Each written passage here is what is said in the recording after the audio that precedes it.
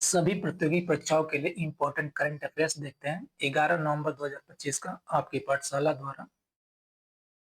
इसका पहला प्रश्न है, भारत की लाइन ऑफ क्रेडिट के तहत वित्त पोषित हनी माधु अंतर्राष्ट्रीय हवाई अड्डे का उद्घाटन किस देश में किया गया?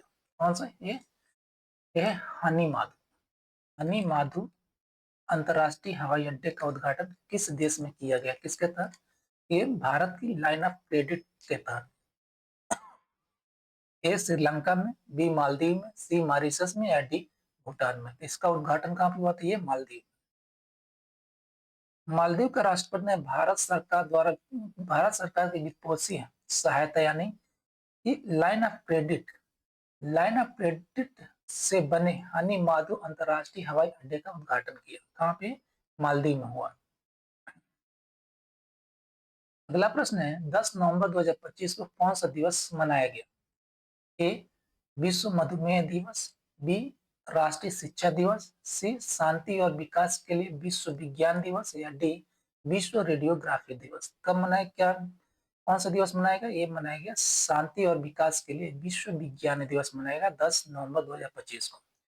समाज में विज्ञान की महत्वपूर्ण भूमिका को उजागर करने के लिए 10 नवंबर प्रतिवर्ष 10 नवंबर को शांति और विकास के लिए विश्व विज्ञान दिवस यानी कि world science day for piece and development मनाया जाता है।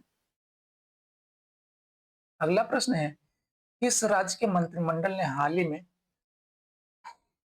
बहु विवाह किस राज्य के मंत्रिमंडल ने हाल ही में बहु विवाह पर प्रतिबंध लगाने वाले विधेयक को मंजूरी दी है? ए उत्तर प्रदेश ने, बी असम ने, सी केरल ने या डी गुजरात ने। तो कौन सा? ये असम सरकार ने बहु विवाह पर प्रतिबंध लगाने के लिए विधेयक की मंजूरी दी है। असम मंत्रिमंडल ने राज्य में बहु विवाह को समाप्त करने के उद्देश्य से एक विधेयक को मंजूरी दे दी है।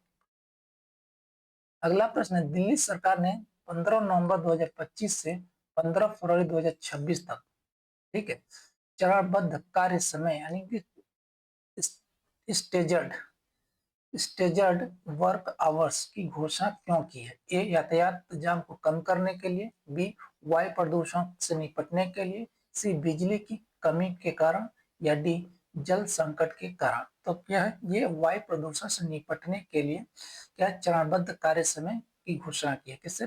15 नवंबर से लेकर के 15 फरवरी तक। सर्दियों के महीने के दौरान गंभीर वायु प्रदूषण की समस्या से निपटने के लिए दिल्ली सरकार ने वाहनों से होने वाले उत्सर्जन और यातायात को कम करने के लिए सरकारी कार्यालयों के लिए अलग अलग कार्य समय की घोषणा की है।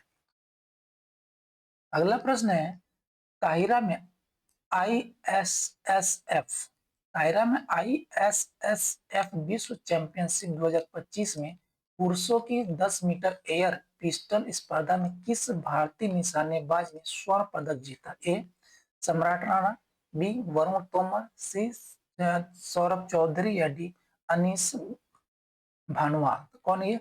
सम्राट राणा। ऑप्शन ए है सम्राट राणा ने स्वर्ण पदक जीता निशानेबाजी में काहिरा में आईएसएस विश्व चैंपियनशिप 2025 में पुरुषों की 10 मीटर राइफल स्पर्धा में।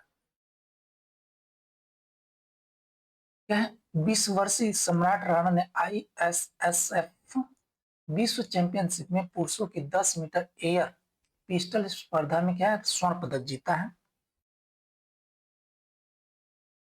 अगला प्रश्न है, आईएसएसएफ विश्व चैंपियनशिप, ठीक है, विश्व चैंपियनशिप 2025 में पुरुषों की 10 मीटर एयर पिस्टल स्पर्धा में कांस्य पदक किसने जीता? कांस्य पदक पूछ रहा है। पहला था स्वर्ण पदक में सम्राट राणा। अब वो पूछ रहा है कांस्य पदक किसने जीता इसमें? ए वरुण तोमर, सॉरी ए सम्राट राणा, बी वरुण तोमर, सी जीतू राय या डी मनु भाकर। तो कौन है? मनु भाकर तो फीमेल है, ठीक है। तो किसने जीता? वरुण तोमर ने। Option B. इसी स्पर्धा में वरुण तोमर ने कांस्य पदक जीता, जिससे भारत ने 10 मीटर एयर पिस्टल इवेंट में 2 पदक हासिल किए। अगला प्रश्न 2025 का, princess of Asturias Asturias award for sports यानी कि princess of Asturias award for sport किस टेनिस दिग्गज को प्रदान किया गया? ए राफेल नाडाल को, बी रोजर फेडरर को, सी नवाक नवाक जोकोविक को, या डी सेरेना विलियम को? किसको दिया गया? ये दिया गया सेरेना विलियम को। ऑप्शन डी है, ऑप्शन डी।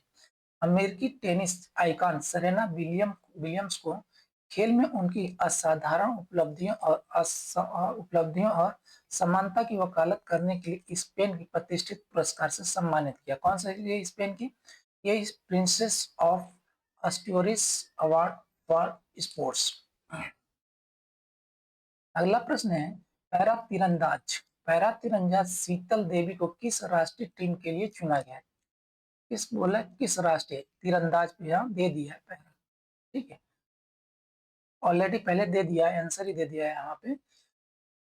पैरा पैरा तीरंदाज तीरंदाज शीतल देवी को किस राष्ट्रीय टीम के लिए चुना गया? ए तीरंदाजी के लिए, बी शूटिंग के लिए, सी एथलेटिक्स के लिए, या डी बैडमिंटन के लिए? तो किसके लिए? ये है तीरंदाजी के लिए चुना गया इनको। बिना हाथों के तीरंदाजी करने वाली अद्भुत पैरा एथलेटिक्स, यहाँ पैरा एथलेटिक्स होनी चाहिए था, ठीक है।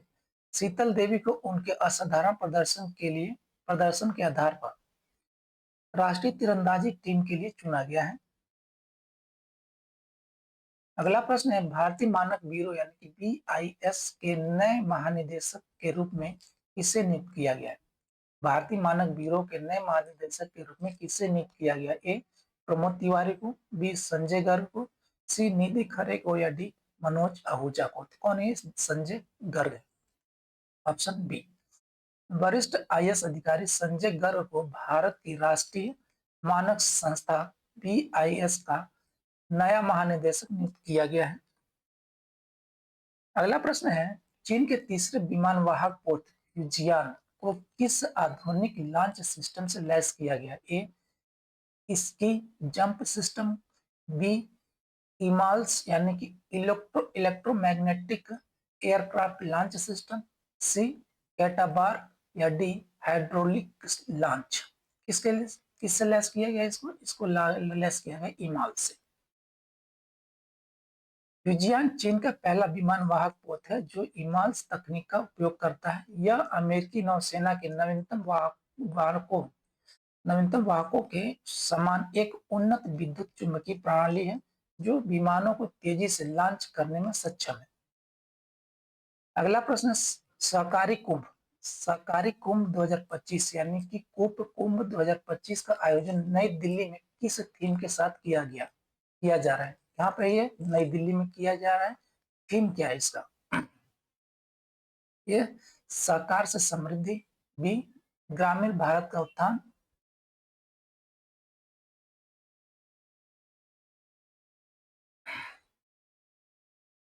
सी सपनों का डिजिटलीकरण, समुदायों का सशक्तिकरण, या डी एक सबके लिए सब एक के लिए, यानी एक सबके लिए सब एक के लिए इसका थीम है। कौन सा थीम है इसका? इसका थीम है सपनों का डिजिटलीकरण, समुदायों का सशक्तिकरण। Option C. नई दिल्ली में आयोजित हो रहे सहकारी कुंभ 2025 का मुख्य विषय सपनों का डिजिटलीकरण, समुदायों का सशक्तिकरण है जो सहकारी क्षेत्रों में प्रौद्योगिकी को अपनाने पर केंद्रित है। अगला प्रश्न है, हाल ही में विश्व मेमोरी चैंपियनशिप 2025 जीतने वाले पहले भारतीय कौन बने? ए विश्व राजकुमार, बी प्ररीत पिल्लई, सी अमृता जाधव, या डी सोरुख बख्तियोरो? तो कौन बने ये बने हैं ये विश्व राजकुमार ने विश्व मेमोरी चैंपियनशिप 2025 को जीता है। ऑप्शन कौन सा? Option A. पुडुचेरी के विश्व राजकुमार ने नवी मुंबई में आयोजित विश्व मेमोरी चैंपियनशिप 2025 जीतकर इतिहास रच दिया। वह यह खिताब जीतने वाले पहले भारतीय बन गए हैं। अक्टूबर महीने का महत्वपूर्ण दिन देख लेते हैं। 1 अक्टूबर को अंतर्राष्ट्रीय वृद्धजन दिवस मनाया जाता है, बुजुर्गों के योगदान को सम्मानित करने के लिए। 2 अक्टूबर को गांधी जयंती मनाई जाती है, महात्मा गांधी की जयंती के उपलक्ष्य में। 2 अक्टूबर को अंतर्राष्ट्रीय अहिंसा दिवस मनाया जाता है, अहिंसा और शांति को बढ़ावा देने के लिए। 5 अक्टूबर को मनाया जाता है विश्व शिक्षक दिवस, शिक्षकों के योगदान को सम्मानित करने के लिए। 8 अक्टूबर को भारतीय वायु सेना दिवस मनाया जाता है, वायु सेना की बहादुरी और समर्पण को सलाम करने के लिए। 9 अक्टूबर को विश्व डाक दिवस मनाया जाता है, डाक सेवाओं के महत्व के लिए जागरूकता बढ़ाने के लिए। 10 अक्टूबर को मनाया जाता है विश्व मानसिक स्वास्थ्य दिवस, मानसिक स्वास्थ्य जागरूकता और समर्थन के लिए। 11 अक्टूबर अंतर्राष्ट्रीय बालिका दिवस मनाया जाता है, लड़कियों के अधिकारों और शिक्षा के लिए। 15 अक्टूबर को मनाया जाता है विश्व राष्ट्र दिवस, विश्व छात्र दिवस, विश्व छात्र दिवस मनाया जाता है डॉक्टर एपीजे अब्दुल कलाम की जयंती पर। ठीक है, थैंक यू जी, धन्यवाद।